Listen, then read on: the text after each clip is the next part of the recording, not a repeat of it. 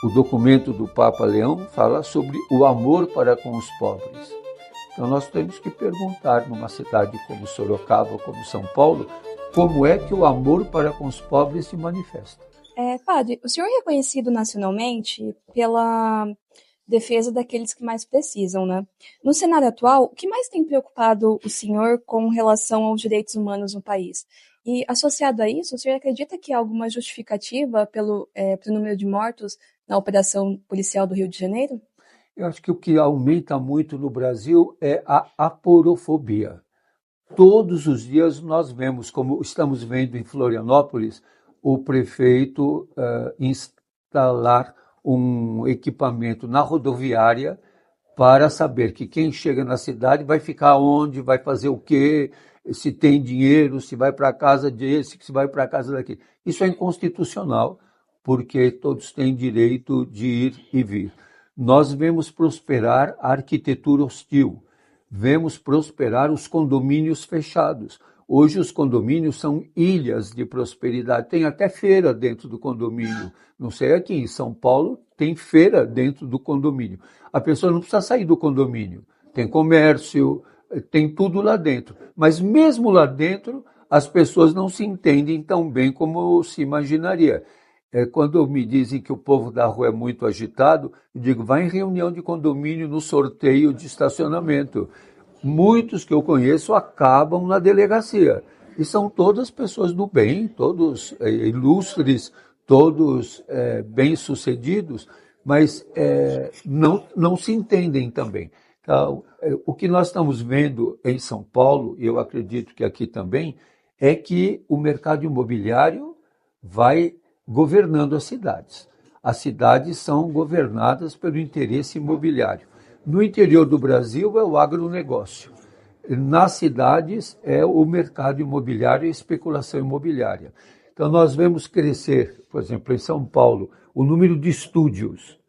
Esses estúdios, se você entra na cozinha de um lado, para virar para o outro lado, você tem que sair outra vez, virar fora e entrar outra vez, que são espaços extremamente apertados. Então, toda a cultura desse momento, inclusive a arquitetura, é individualista, é de isolamento, é de você cada vez mais estar em espaço restrito e não ter conversa com o outro. E o que se procura, eu acredito, é o bode expiatório. Quem é o inimigo da prosperidade? Quem é que enfeia o panorama ou o quadro, o diferente, aquele que eu não considero? Por isso eu tenho sugerido muito que as pessoas leiam a exortação apostólica do Papa Leão XIV, de Lex Ite, que está sendo muito desconhecida. As pessoas não estão percebendo o que diz esse documento, que deixa bastante claro, como por exemplo no número 90, as estruturas de pecado que criam pobreza e desigualdade extrema. Isso são palavras do Papa Leão, dizendo de que a pobreza está sendo fabricada, ela não é um acaso. Não existem moradores de rua em Sorocaba ou em São Paulo quase passando de 100 mil pessoas por acaso. Não é porque eles não deram certo, é porque eles são jogados na miséria, eles são jogados na pobreza. E além de jogados na pobreza, o que já é uma pena perpétua, porque eles não vão sair da pobreza, nós os criminalizamos e os tratamos de maneira hostil. O documento do Papa Leão fala sobre o amor para com os pobres. Então nós temos que perguntar numa cidade como Sorocaba, como São Paulo, como é que o amor para com os pobres se manifesta. De maneira episódica, em algumas situações, ou a cidade é uma cidade que ama os doentes, os idosos, os pobres, os que têm deficiência, aqueles que são considerados inúteis, insignificantes. Na verdade, nós os fabricamos e os punimos. O Papa Francisco lembrava de que esse sistema fabrica miséria e quer escondê-la. Perfeito, padre. Bom, aqui em Sorocaba, a prefeitura também decretou o estado de emergência que prevê a internação involuntária de dependentes químicos. Como o senhor vê essa medida e também como tratar pessoas em situação de rua e também os dependentes químicos? Qual a melhor forma de tratá-los? Então, a dependência química, como nós estamos dizendo, é um sintoma. Nós temos que ver qual é a causa dela. Por que as pessoas tomam tanto Rivotril? Para lidar com o sintoma ou para ver a causa desse problema? Por que as pessoas, e aqui em Sorocaba, tem algum quadro que mostre quanta gente toma Ritalina? Ou toma Stilnox? Ou toma algum ansiolítico? Então, não basta só, aí pode ter, como tem banquinha agora que dá café, tem a que dá macarrão, tem a que dá sorvete, podia ter a banquinha que dá Rivotril também.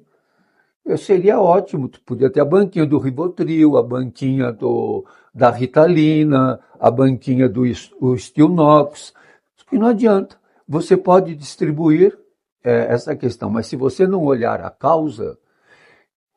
Eu estive na Santa Casa, que está belíssima e muitíssimo bem administrada, onde os recursos da saúde estão sendo utilizados realmente para a finalidade dela. O padre Flávio está de parabéns com toda a sua equipe. Ele me disse ontem que está aumentando novamente, e isso não é só aqui, o número de tuberculose. Vamos fazer internação compulsória dos doentes de tuberculose, porque a tuberculose é altamente contagiosa. E quanto mais pessoas estiverem com tuberculose, mais teremos pessoas infectadas ou contaminadas com a tuberculose. Vamos interná-las compulsoriamente?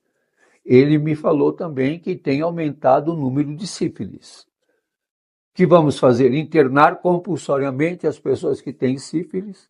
Eu acho que muitas vezes a questão de dizer vamos fazer internação compulsória de quem é dependente químico só das drogas ilícitas e das lícitas não, os efeitos colaterais das drogas lícitas e ilícitas não há muita pesquisa, mas são muito semelhantes. Se fizer internação compulsória de drogas ilícitas, não tem lugar suficiente. Eu gostaria de ver. E tem um regramento pelo Ministério Público e pelo Judiciário. Agora, se for fazer o internamento compulsório de todos que tomam drogas lícitas, não vai ter lugar, ou vai ter que cercar a cidade. Perfeito, padre. E o que significa para o senhor receber o título de cidadão sorocabano? Qual a importância simbólica e pessoal desse reconhecimento? Principalmente eu senti ontem, quando vi algumas pessoas em situação de rua sendo abordadas pela polícia, eu senti que eu estou mais próximo deles aqui também. E gostaria muito de hoje levá-los a tomar um cafezinho lá na marginal do Dom Aguirre, porque eu queria saber se os moradores de rua também podem tomar cappuccino lá na marginal Dom Aguirre. Até estou querendo ver se hoje à tarde eu convido alguns irmãos de rua para irmos tomar um cafezinho lá. E outro dia eu volto para comer um macarrão e também para tomar o sorvete. Passando em cada um, né, pai? Mas qual que é a imagem que o senhor está levando de Sorocaba neste momento? É uma cidade bonita, rica, mas como todas as nossas cidades, extremamente desigual. E que a desigualdade, como diz o relatório do Oxfam, mata e pune. Os mais pobres não usufruem da riqueza que a cidade tem. Essa cidade é como todas as outras, acumula e não partilha.